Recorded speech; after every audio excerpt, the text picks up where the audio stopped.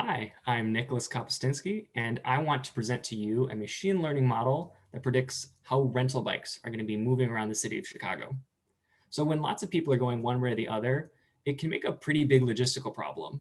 You want to make sure that there's always enough bikes for people and they can get where they want to go. And predicting the flow of traffic is going to help keep you one step ahead of the game.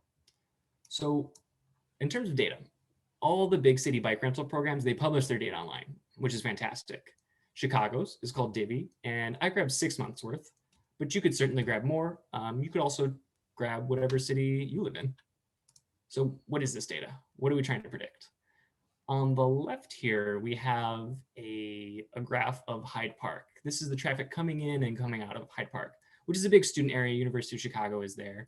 And you can see as the day goes on, they're about the same. A couple more are leaving. But downtown, on the other hand, there's a lot more people coming in the morning, this blue line, and many, many more leaving at 5 p.m. And that's totally the 9 to 5. Those are commuters. But that's why this flow of traffic is important. Because for both of these, there's a couple more leaving than coming in on any given day. And left to their own devices, you'd eventually run out of bikes in downtown.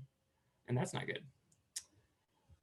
And so if we can predict this, if we can make a prediction that's slightly better than average, we'll be really suited to tackle this, well suited to tackle this. So what I did was I built a recurrent neural network. So think of like a little virtual brain that can remember some stuff and think ahead. And it used those 6 months of data to learn how to think ahead.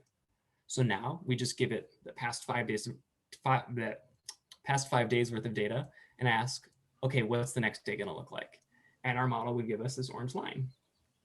And it does this by making predictions 1 hour at a time and then throwing those into that 5-day window. It builds on itself. But is this model any good? Can it do more than a day? This model specifically was validated on a 24-hour window. I tuned it to minimize the RMSE on 24-hour predictions specifically, where it performs 60% better than baseline. Baseline here meaning just a simple guess, the average of past data. But this graph illustrates that you can predict more than 1 day. You can go pretty far out. But as you get too far, the predictions start to break down. More and more of your prediction is based on other predictions. And so there's nothing telling you that you're off the mark. And this, when we look here at the error, you can see a repeating pattern. And what that really tells you is that you've gone off the rails.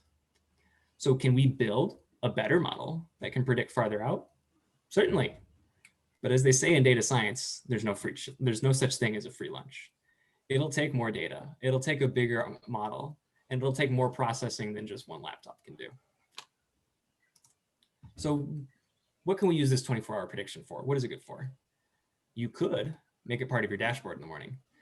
This graph here has no existing data. It's completely an educated guess.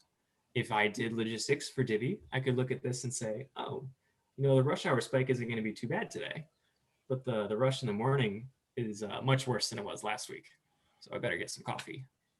And as the day goes on, you know, more data is coming in. This is a tech company after all. You can refresh, you can update your predictions and have rolling predictions. Make sure that there's no room for surprises. And there you have it. What I hope you take away from this is that predicting the flow of traffic of rental bikes can help you make sure that there's always a ride available when someone has to be somewhere. And that these predictions are pretty short, but they can be constantly up to date. There are several things I hope to include in this model in the future. The biggest being actually making this dashboard that can incorporate live data. That'd be pretty exciting. Next, I'd like to incorporate the weather because my model can't take a look out the window and see that it's raining or snowing, but a rider certainly can. And for more information, we've included some links to more detailed pages in the description. If you have any questions or you want to talk data science, feel free to shoot me a message on LinkedIn. Thank you so much for your time.